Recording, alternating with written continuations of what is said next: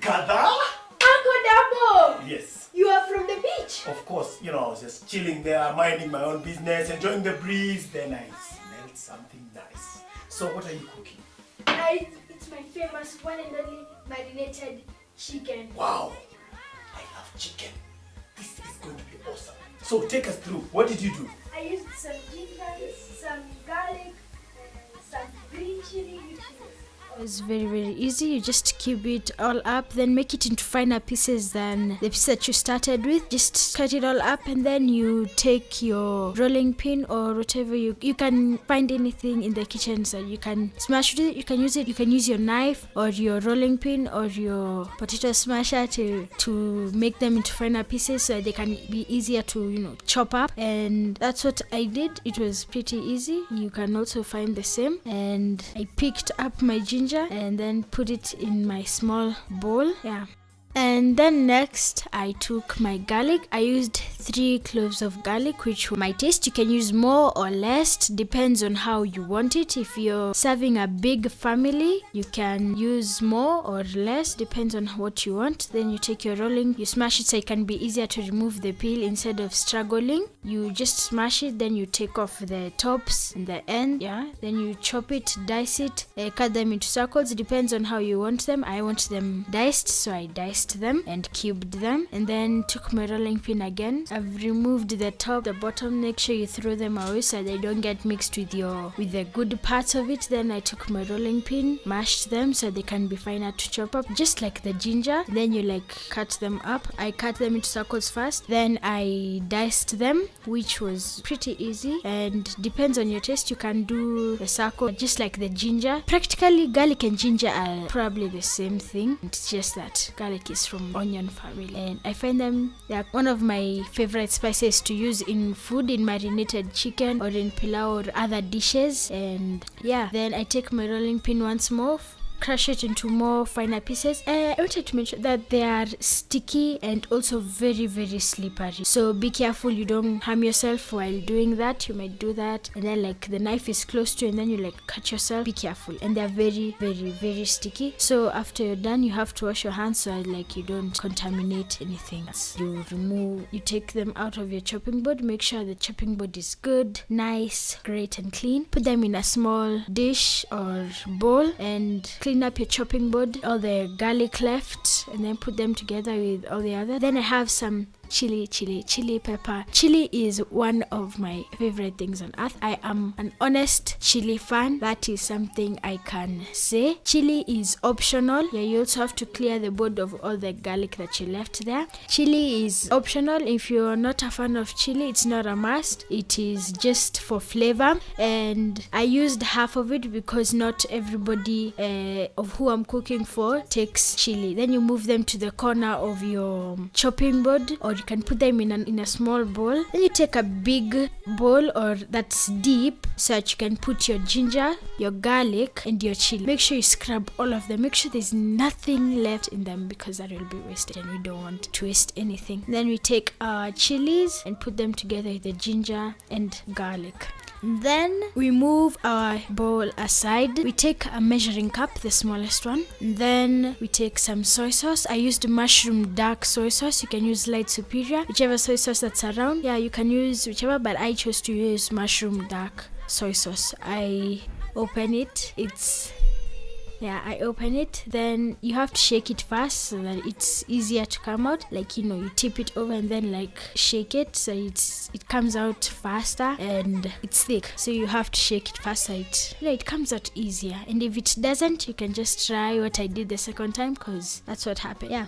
You put half a cup of soy sauce. You can do more, depends on the quantity. This serving is going to serve 6 people, so I used half a cup of soy sauce. I used half a cup of soy sauce, which is going to serve 6 people. If you're using more, if you're serving more people, you can use more soy sauce. If you're serving less people, you can use less soy sauce. Depends on the people. And if you're alone, you can make the remainder that you have, you can make some barbecue sauce so you don't so it doesn't go to waste. Then you clean your small measuring cup, the same measuring cup that you've used to do with the soy sauce. You take some natural yogurt. Don't don't put vanilla or strawberry. Natural is best because it doesn't have much taste. It leaves all the flavors of the food together and gives it a nice light color. Half a cup of natural yogurt, you add it to the huge bowl with all the mixture. Look at the beautiful colors, and then you make sure you scrape it all up so that we don't love wasting. You make sure you leave nothing in that jug. Ooh, that looks like a beautiful frappuccino. Oh, I could go for one right now. Anyway, we just mix it all up with your spatula or a fork, whatever you're using. Mix it all up. Then, yeah, keep on mixing. It's kind of a long process. Your hand will have to do some manual work a bit. Then you take salt. Salt is optional. I decided to add salt, like I said. I love a lot of flavors in my food and a nice good kick to it. Soy sauce is salt. Others use soy sauce instead of salt, but I decided to add more salt because that's me. You can add, like I said, salt is very, very optional. Then we take a teaspoon, a small one. Then we use some turmeric. Beautiful color, beautiful yellow. We use 1 teaspoon of turmeric, put it in our mixture. Then we take some pilau masala, which all these spices are optional. Pilau masala, same teaspoon, just one or more, depends on the quantity of people or the people who you're feeding. Yeah. So 1 teaspoon of pilau masala. Then coriander. Coriander is a personal favorite spice. I use it in every food that I cook. Yeah, except ugali and chapati. Yeah. Then you put same quantity, 1 teaspoon of coriander. Just like everything else. Yeah. Next is cumin. A personal favorite. I think cumin is one of the spices that I ever discovered. Just put also a teaspoon of it. Just like all these spices, you're gonna be putting just a teaspoon of it. So yeah, teaspoon of cumin. In you go. Yeah. And then next is gonna be paprika. Since my paprika has it's like a shaker, I didn't measure. I just shook it about 5 times so it can come out and look beautiful. Paprika is also another favorite spice. You just shake it all up, and then once you're done with all the spices, make sure you cover them well. And then all the spices are optional. If you don't like spices, you're not forced to put them in. They're optional. And then you mix everything together, all the spices, the sauce, broth, everything together. Mix. You scrub the sides so that you can remove all those excess spices because you don't want to be wasting. And then you got some madhundo of turmeric. You have to pop it. It's like a bubble so it can you can get a nice good yeah. Now we're gonna take our teaspoon and flour. That's all-purpose flour. We're gonna put 5 teaspoons of the all-purpose flour. The all-purpose flour, it serves as a thickener to make our broth thick, nice, beautiful, and thick. You can use the fork, and like I said, the whisk or a mixer. Depends on what you have. I had a fork close by, so I used a fork. The fork and the whisk is to remove, like most of the time when you mix some flour, you find small bubbles of flour in your mixture, and I'm not sure we want that in our chicken, do we? No, we don't. So we're gonna use the fork and the whisk, to remove those small bubbles, and yeah, sooner or later after you're done with all the mixing, it's gonna be nice, beautiful, thick, soft, rich in color, rich in taste. Well, I can't wait to see the end of this. It looks so beautiful. Anyway, then we take our spatula, we remove all the excess, all the broth left on the spoon, on the fork, and then we mix it all up again with the spatula. Mix. And then you scrape the sides again so that you can get rid of the excess spices and flour left on the sides of the dish. And yeah, you just mix it all again, and then yeah, you get a beautiful thick brown consistency. Yeah, it should be thick. It should be a thick consistency so that your chicken, if it's too thin, your chicken should stay there for a longer period of time. And then we scrape it, and we take our spatula, since we are putting our chicken in, we scrape all the broth left at the side of the dish so that you don't waste all that beautiful broth in the spatula. Yeah. Then we take our chicken. I used a chicken breast. You can use a leg or a wing or a breast or a thigh. I used the thighs and the breasts. That's what I used to cook for my family. And yeah, those were 7 pieces of chicken. And then you mix, you dip it in the broth, all of them. Beautiful.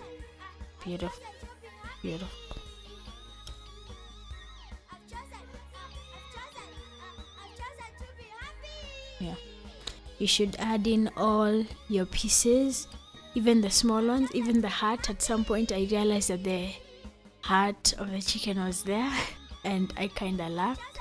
Anyway, use your hands. You can use your hands or your fork or anything that's around, but I prefer using my hands because it's easier to get all of them together. Then you mix it all up and down, side to side. Make sure you dip them like it's like you're making them sink, but you're not. And yeah, your chicken should be looking like this at the end, together with the broth and everything. It looks beautiful, mouth watering. Gorgeous. Then we have some plastic wrap or cling film, and you wrap it all up. Wrap. Make sure not to use too much or too little. Sometimes I know that cling film can be tricky to handle, but we'll be there. Then you cut it like to get a good end. Then you smoothen out the edges. Voila! Capiche? Then you take it to the fridge for about 30 minutes to 2 hours. Now it's been 2 hours later. All of those things have come together inside the chicken. Now we're gonna take a fork, the same huge fork, and then we stab the chicken with dab or poke. This is avoiding to cut them. You can poke or you can just cut them in vertical wise as you're putting them on the baking tray, but I decided to poke because that's how I know how that should allow the chicken to cook inside, and this is how your chicken should be looking like. Beautiful, a real masterpiece. Then you continue with the poking. You poke more and more. Then once you're done with the poking, you set aside your dish. I preheated my oven for 15 minutes at 250 degrees Celsius, and then with my baking tray inside. I removed my, yeah, you have to be very, very careful not to burn yourself.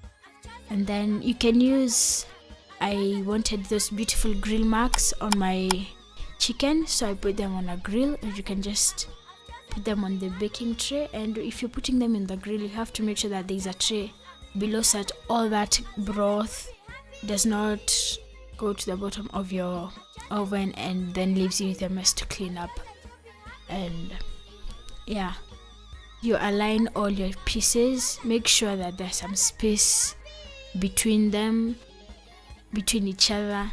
And yeah, there go my first 3 pieces. Then comes the second row. I think on this one, that small red thing is the heart that I was talking about, the chicken's heart that's left on the fork. It looks beautiful, amazing, just wow. And that's the last piece. Then you stab it more and more. You keep on stabbing it, like, you know, or poke it so that you can let it cook. Look at the beautiful sauce. And if you want at the end, the sauce that remains, please don't throw it away or don't pour it, because you can make barbecue sauce that you can eat with the chicken, and then you can eat the chicken with ugali, the barbecue sauce with ugali and some skuma, or even with some pilau. Yeah, and my last piece, before it goes to the oven, you just poke it more so you can have like the small holes where it can allow the chicken to cook inside beautifully and pale. Yeah, look at the beautiful drips of the thick sauce. My mouth. Beautiful, just beautiful. You see how glossy it is, how sparkly, how shiny it is. You can see all the spices, from the pilau masala to the cumin to the turmeric to the coriander to the paprika. You can see all the small particles of the spices. And yeah, that was my spicy chicken. And then you take some rosemary. Rosemary is great to add on dishes, most especially chicken, marinated chicken. You just sprinkle it on top, just some bit. Mine is chopped, mine is some chopped rosemary. I chopped it myself, or you can just take like an original rosemary and then peel it and then sprinkle it on top of the chicken. I like the small pieces of rosemary, not the large chunks, but depends on your taste on how you want it to be. So you just sprinkle it or garnish it with some rosemary, and yeah, you pop it back in some more rosemary.